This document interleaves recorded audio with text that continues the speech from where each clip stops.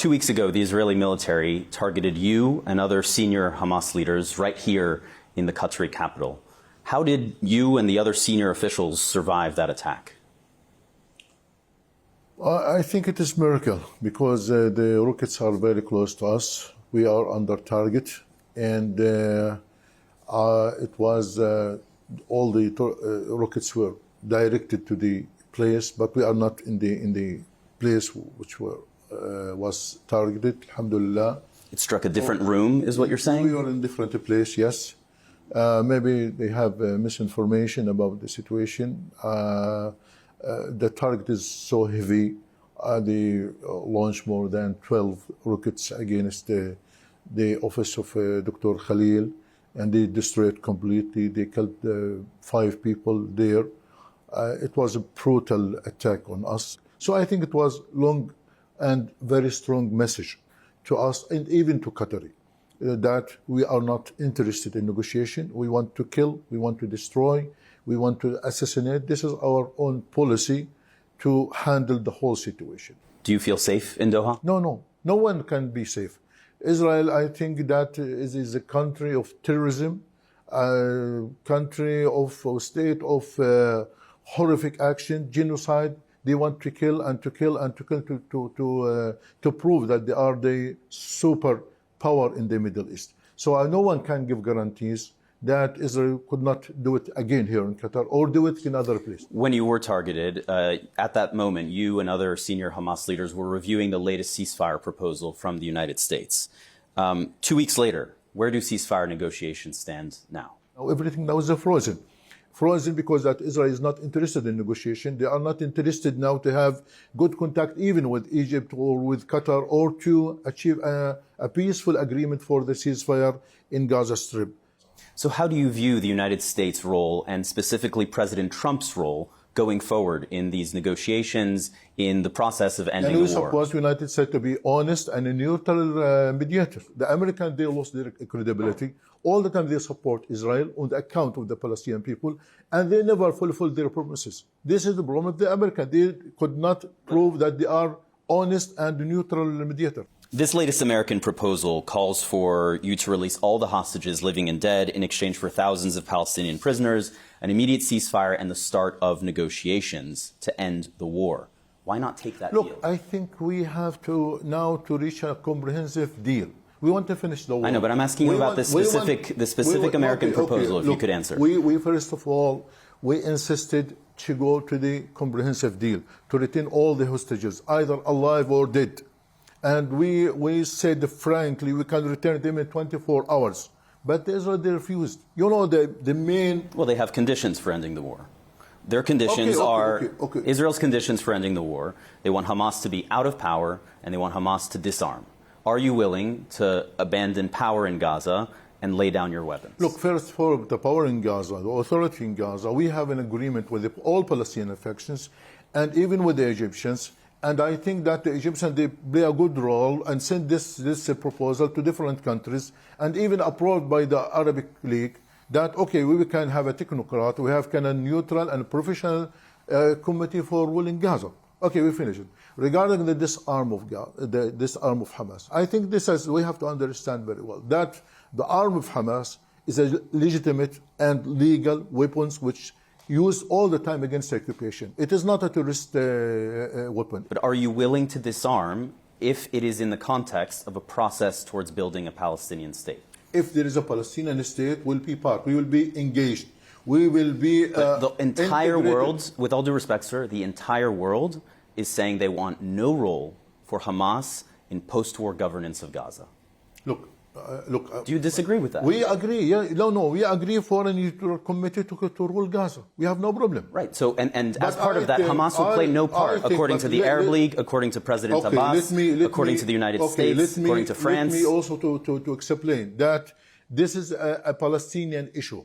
That some external powers, they want to impose something against our interest. Hamas is part of the Palestinian fabric. You could not exclude Hamas. But as I said again and again, regarding the ruling of Gaza, we are ready to be out of the ruling of Gaza. We have no problem with this. Hamas recently announced that Israeli hostages have been spread out throughout Gaza City. ahead of and amid now this planned Israeli invasion of Gaza City. Is your intention to use those Israeli hostages as human shields? No, we never use these people as shields. No, we never use them.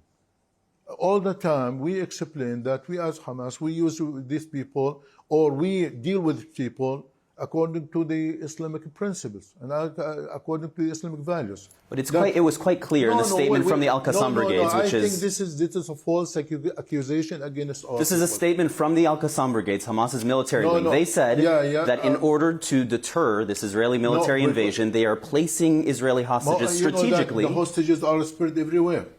But they are placing them around Gaza City and saying that if they die, it will be on Netanyahu's hands, correct? There is a big dilemma in this. Israel now is going and now is doing to destroy Gaza, to destroy everywhere, to kill people everywhere. And you know in Gaza now, they're killing more than, this morning, more than 84 people.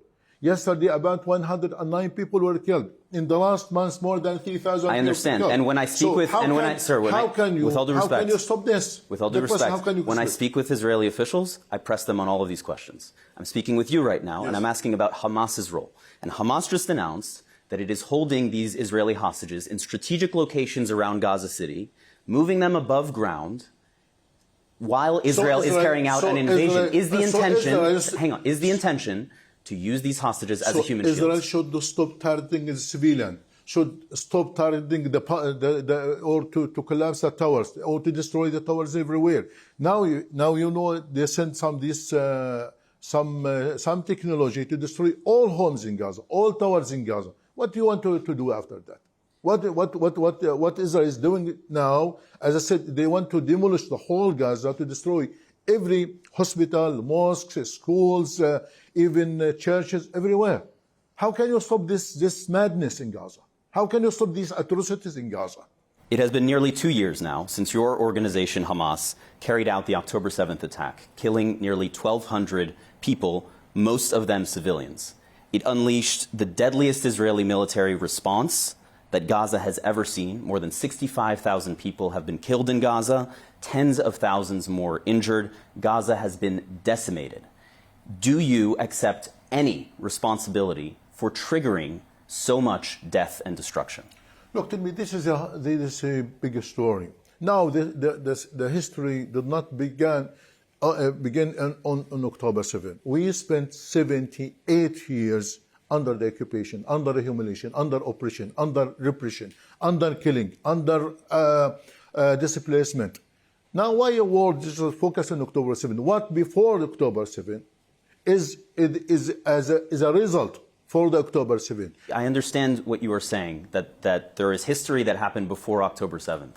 But before October 7th, Israel had never unleashed this level of death and destruction on Gaza before. How can you look at me with a straight face and tell me that you accept no responsibility whatsoever for what has happened in the 2 years since? What is the option is left for the Palestinians to do?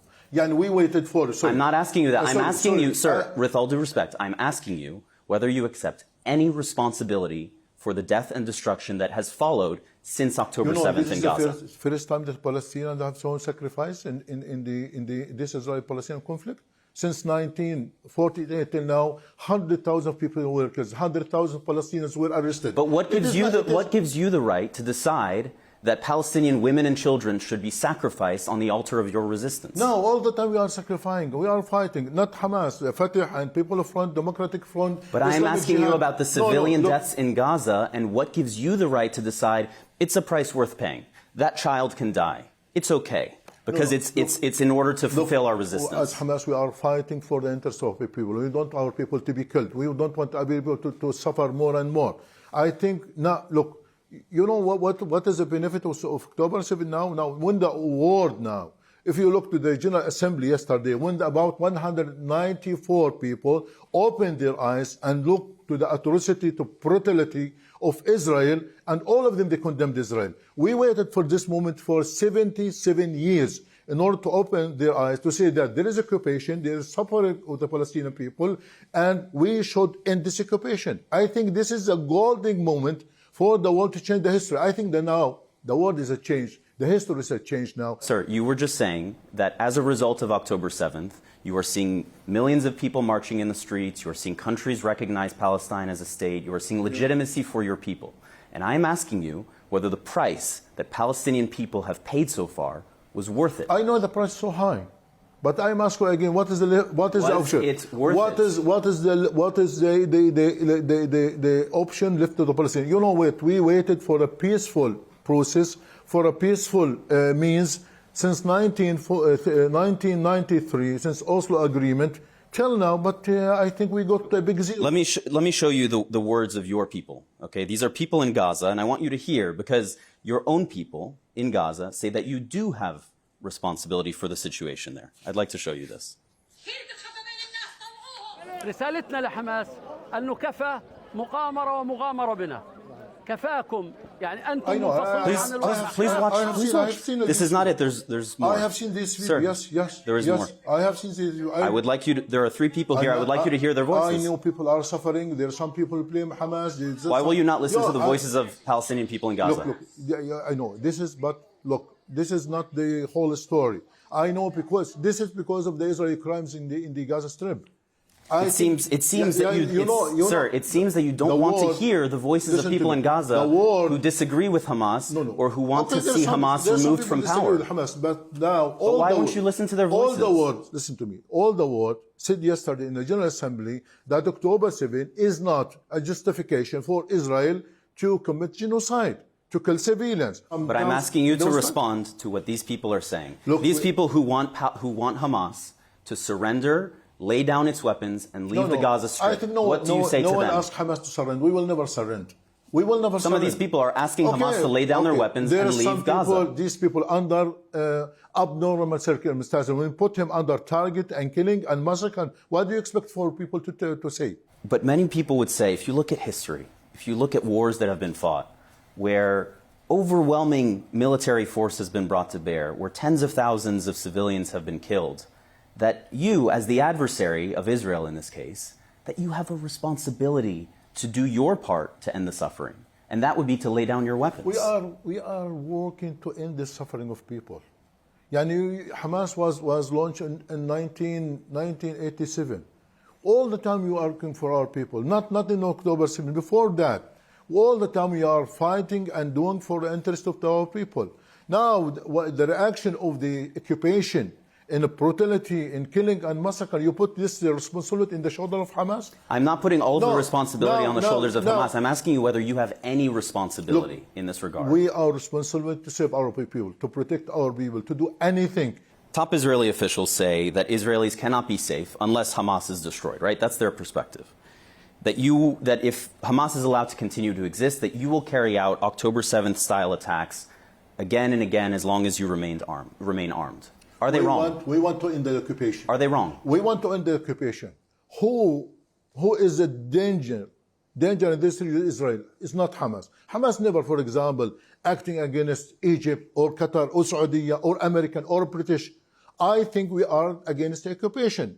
That Hamas is a part of the Palestinian society, fighting for the Palestinian society, fighting for the Palestinian cause. And so it sounds like you are saying what you said in don't put the problem on the shoulder of Hamas. No, I think sir, when I speak with Israeli officials, I press them about what they are doing in Gaza. When I'm speaking with Hamas officials, I press them for your responsibility. And in the weeks after October 7th, you said we will do this again and again and again. There will be a second, a third, a fourth attack. With rhetoric like that, why should Israelis accept to live alongside an organization like Hamas? Before October 7, do you know that there is a siege on Gaza for 17 years? I'm very aware. Do you know that before October 7, that in the West Bank they're expanding settlements and building settlements, taking our lands, putting what's called gates in every Palestinian's towns?